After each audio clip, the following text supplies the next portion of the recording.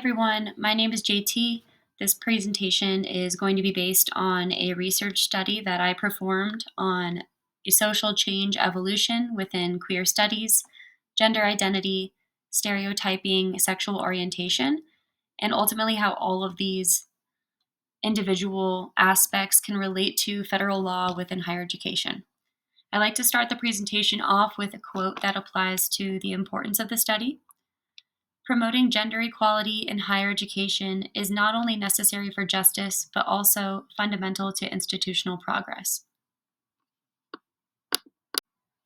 In this presentation, I'll be exploring how federal law has shaped diversity and inclusion in higher education, and particularly how that is seen through the lens of queer studies.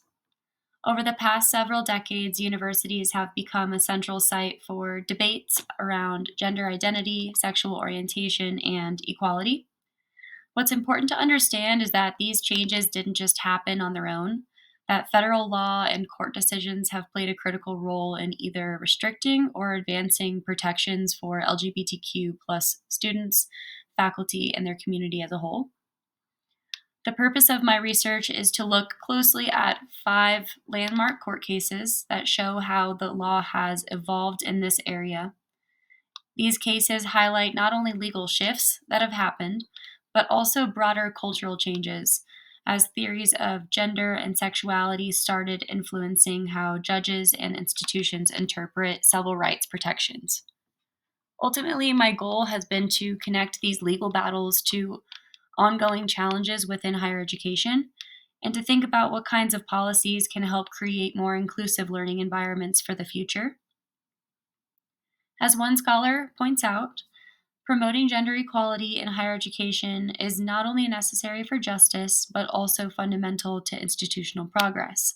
And I think that really captures the driving force behind this work and a goal for society as a whole.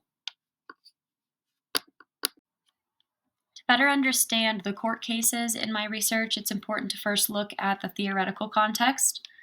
Queer studies as a discipline pushes back against rigid binary understandings of gender and sexuality. It emphasizes that identity is fluid, it's socially constructed, and it's often marginalized in traditional systems like law and education.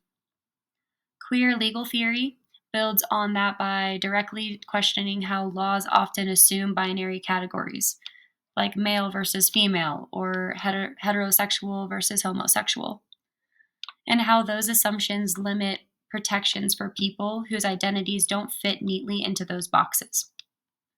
These theories call for a broader and more inclusive interpretation of civil rights from a law and social theory perspective.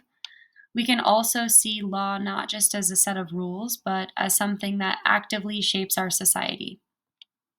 Legal decisions reflect existing cultural values, but they can also push institutions forward and force social change to occur. In higher education, this context is critical because theoretical frameworks, they help us to see how court cases centered around gender identity and sexual orientation are not just isolated rulings, but they're part of a larger struggle for inclusion and equity and diversity amongst campuses across the country as well as society as a whole. To put this research into better perspective, it's important to look at the broader historical context. For much of US history, LGBTQ plus identities were either ignored or stigmatized, and higher education institutions often mirrored those same societal exclusions. And prior to the 1970s, there was virtually no legal recognition or protection for students or faculty who identified as gay, lesbian, bisexual, or transgender. In the 1970s and 80s, we start to see the first legal challenges arise in higher education. These often centered around employment discrimination and the recognition of student groups. While early rulings sometimes upheld exclusion, they also planted seeds for later protections by forcing the courts to address the question of sexual orientation rights under federal law. By the 1990s and 2000s, civil rights debates began to expand. Title IX became a contested area where where advocates pushed for a broader interpretation to include gender identity and sexual orientation. Finally, in the 2020s, we see landmark cases like Bostock versus Clayton County, establishing that protections against sex discrimination also extend to sexual orientation and gender identity. This trajectory shows how far the law has come, but also it highlights the continued importance of federal protections in shaping equity and inclusion in higher education today. Now, I want to walk through the 5 cases that form the backbone of my research. Each one represents an important turning point in how federal law interacts with questions of gender identity, sexual orientation, and higher education. The first case is Roland versus Mad River in 1985. In this case, a teacher was dismissed after disclosing her bisexuality to a counselor. The court ultimately denied her protections, arguing that Title VII did not clearly extend to sexual orientation at the time. This example shows how narrow minded legal interpretations left LGBTQ individuals feeling vulnerable in higher education and employment. Next, in the Gay Student Services versus Texas and A&M in 1984 case, the university refused to recognize a student group advocating for gay rights. The court ruled that this denial violated the First Amendment, affirming the rights of LGBTQ students to organize and be visible on campus. This was an early acknowledgement that free speech and association rights applied to queer students as well. Fast forward to 2017, we get Hively versus Ivy Tech. Here, a lesbian professor was repeatedly denied promotions and argued this was discrimination under Title VII. The Seventh Circuit Court broke new ground by ruling that sexual orientation discrimination is inherently a form of sex discrimination. This case marked a major shift toward recognizing the intersection of sex and sexuality under federal law. The momentum continued with Bostock versus Clayton County in 2020. The Supreme Court ruled that Title VII protections extend not only to sexual orientation, but also to gender identity. This was a watershed moment because, for the first time, the highest court explicitly recognized that discrimination against LGBTQ employees violates federal civil rights law. Finally, we have Doe versus Liberty University in 2021, involved a student challenging discriminatory campus policies and hostile environments under Title IX. While still contested, this case highlights the ongoing struggle for LGBTQ students in higher education, particularly in religious institutions where federal protections are unevenly applied. Taken together, these cases illustrate both the slow evolution of protections as well as the emerging recognition of LGBTQ rights as central to federal law in higher education.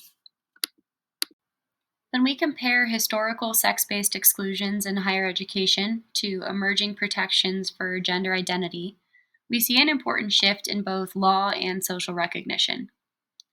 For decades, LGBTQ students and faculty were denied equal treatment under the justification that sex discrimination only referred to biological differences between men and women. This limited interpretation essentially excluded sexual orientation and gender identity from federal protections. However, beginning with the cases like Hively versus Ivy Tech, and later solidified in Bostock versus Clayton, courts began reframing the definitions of sex discrimination.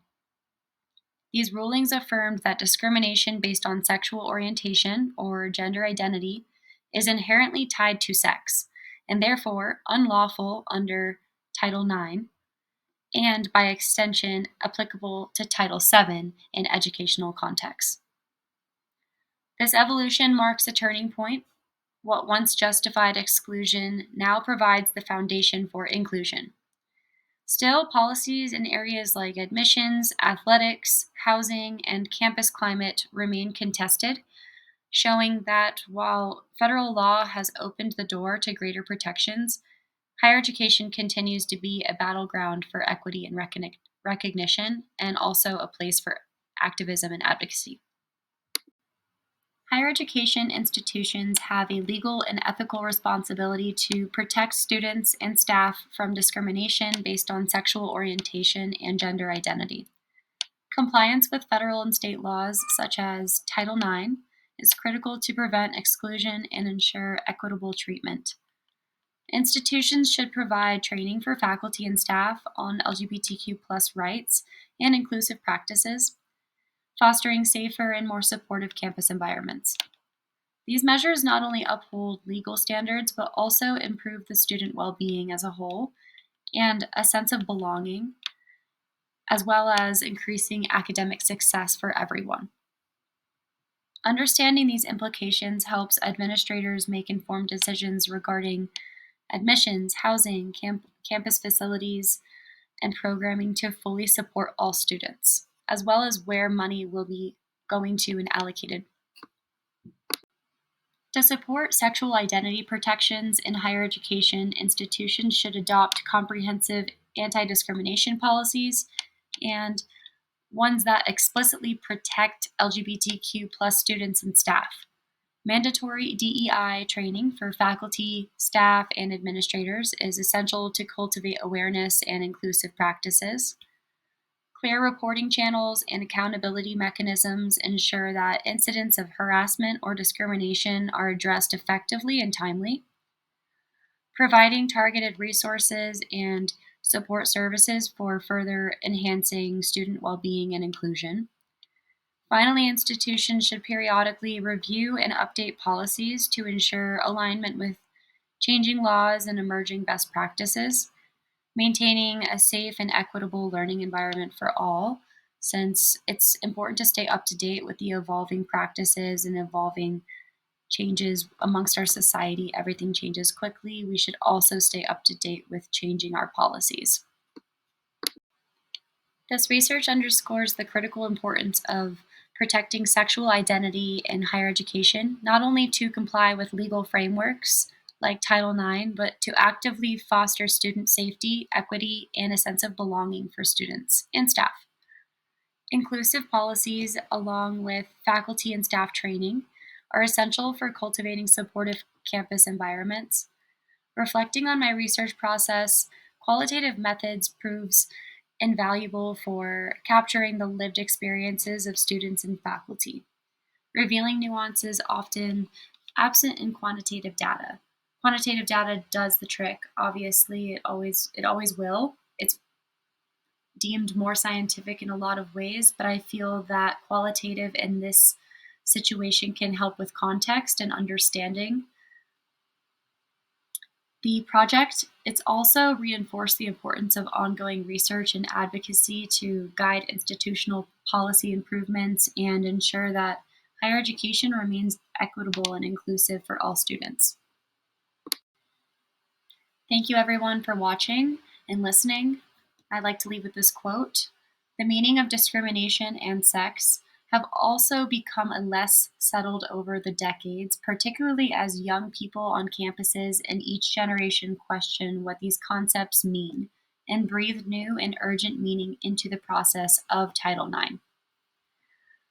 This quote highlights, in my opinion, the dynamic nature of legal interpretations and the active role of students in shaping the understanding and implementation of anti-discrimination laws like Title IX. It underscores the importance of continual reflection and adaptation and evolution with our policies to address evolving definitions of discrimination and sex. Thank you.